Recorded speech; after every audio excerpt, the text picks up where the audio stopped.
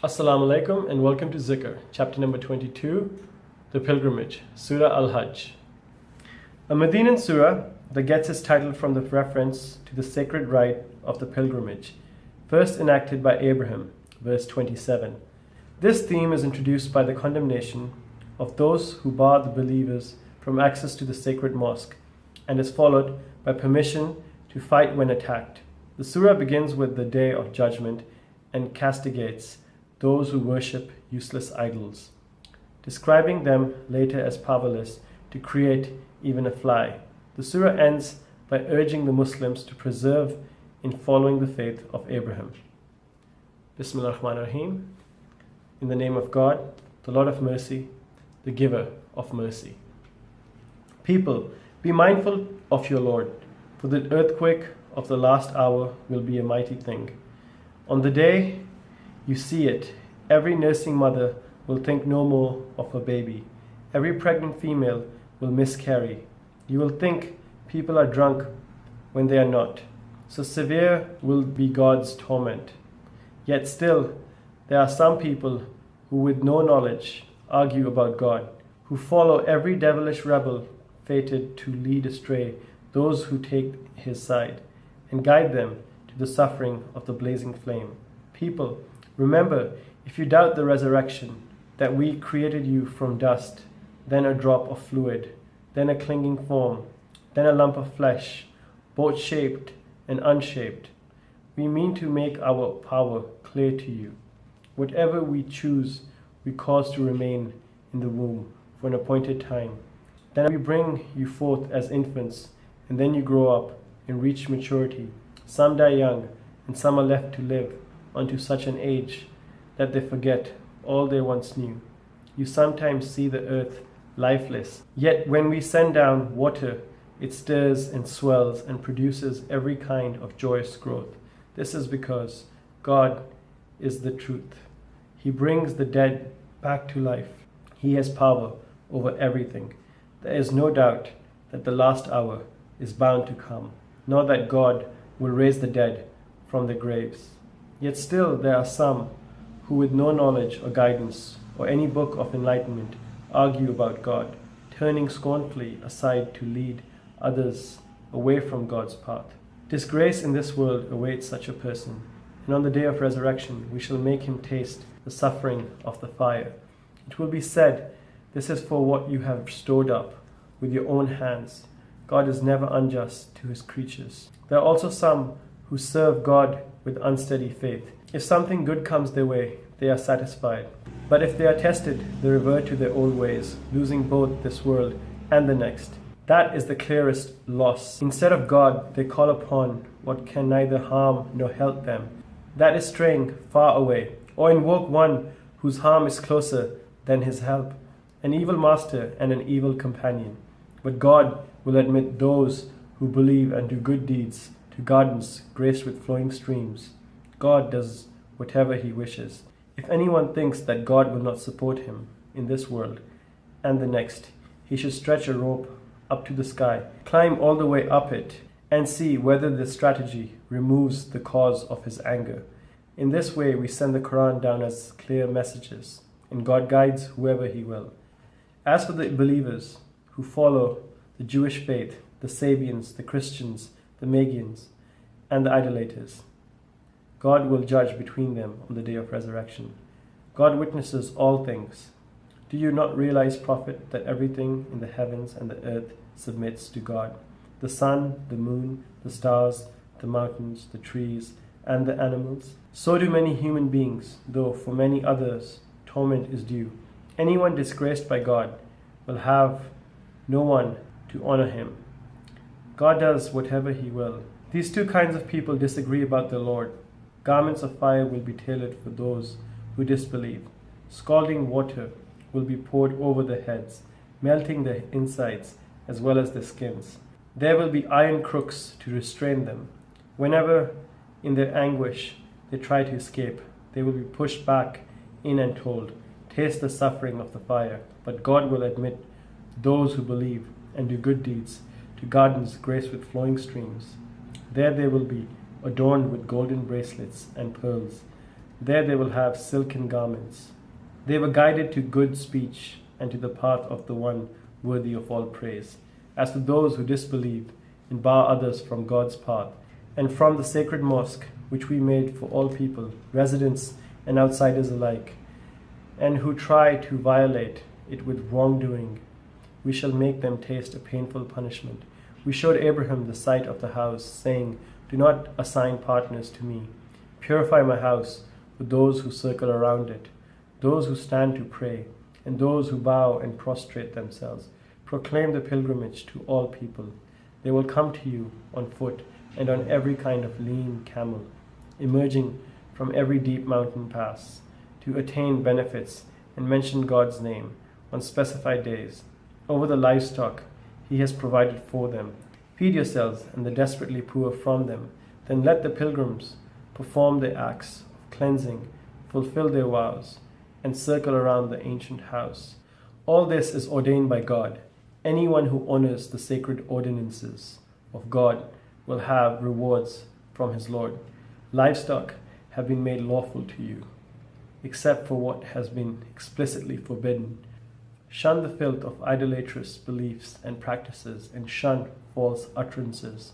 Devote yourselves to God and assign Him no partners. For the person who does so is like someone who has been hurled down from the skies and snatched up by the birds, or flung to a distant place by the wind.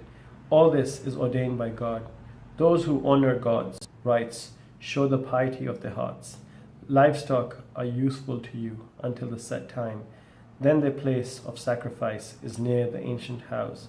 We appointed acts of devotion for every community, for them to celebrate God's name over the livestock.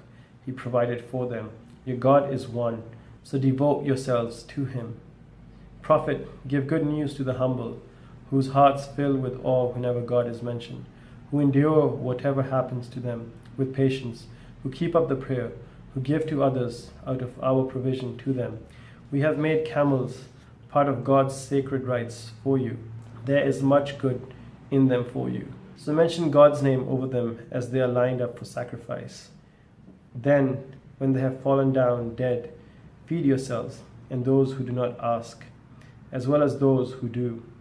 We have subjected them to you in this way, so that you may be thankful. It is neither their meat nor their blood that reaches God, but your piety. He has subjected them to you in this way, so that you may glorify God for having guided you. Prophet, give good news to those who do good. God will defend the believers. God does not love the unfaithful or the ungrateful. Those who have been attacked are permitted to take up arms because they have been wronged. God has the power to help them. Those who have been driven unjustly from their homes only for saying, "Our Lord is God." If God did not repel some people by means of others, many monasteries, churches, synagogues, and mosques, where God's name is much invoked, would have been destroyed. God is sure to help those who help His cause. God is strong and mighty. Those who, when we establish them in the land, keep up the prayer, pay the prescribed alms, command what is right and forbid what is wrong, God controls the outcome of all events. If they reject you, Prophet, so did the people of Noah before them, and those of Ad, Thamud, Abraham, Lut, Midian. Moses too was called a liar.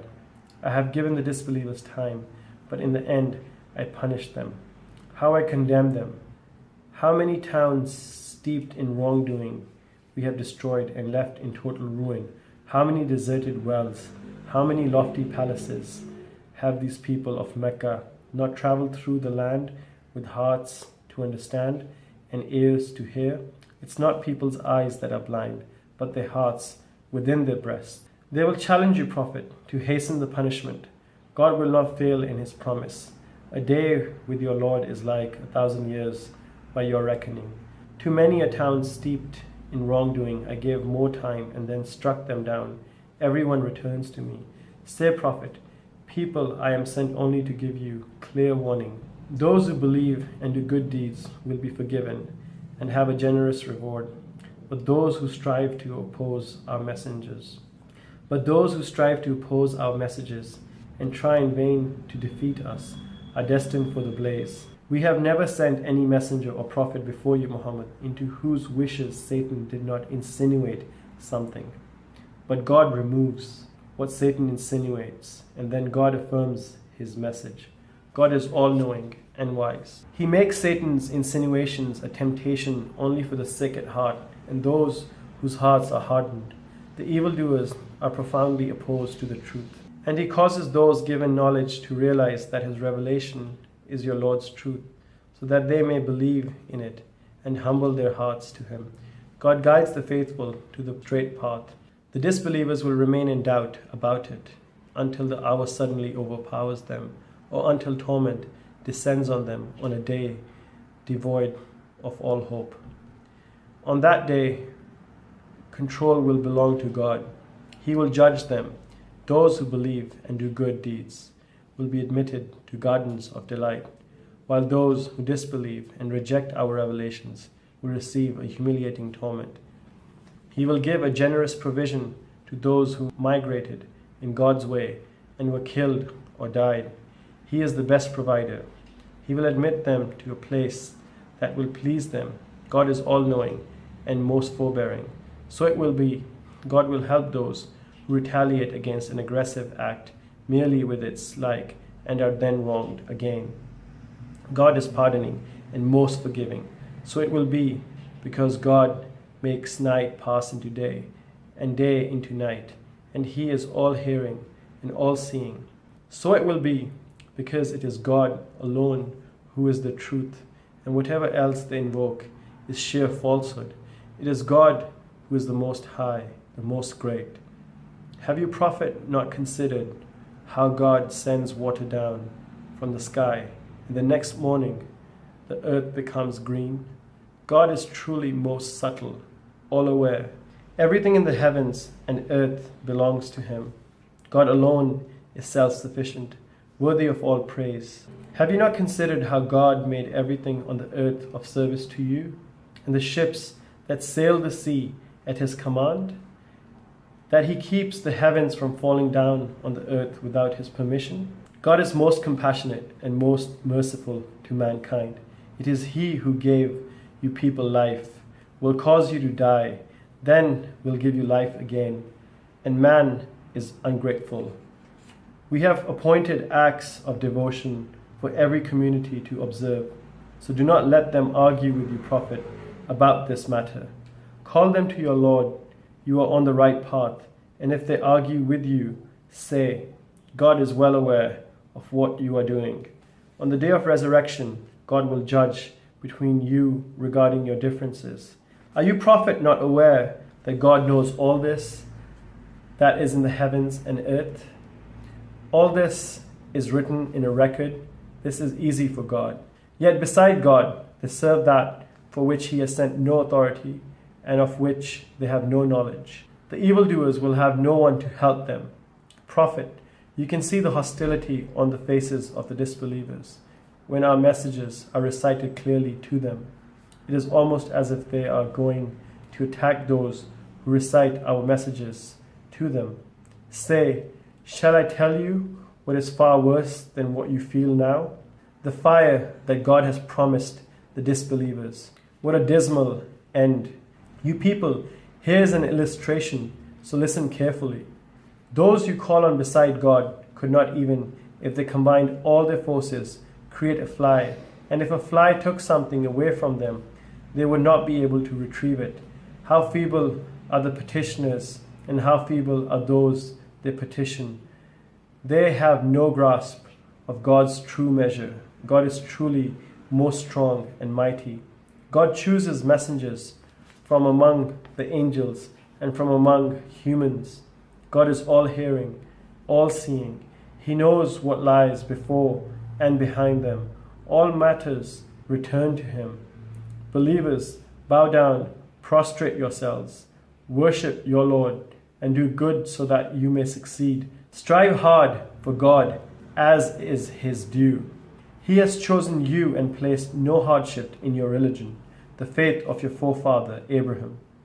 God has called you Muslims, both in the past and in this message. so that the messenger can bear witness about you, and so that you can bear witness about other people. So keep up the prayer, give the prescribed alms, and seek refuge in God. He is your protector, an excellent protector, and an excellent helper. Ameen. Sadaqallahu Azim.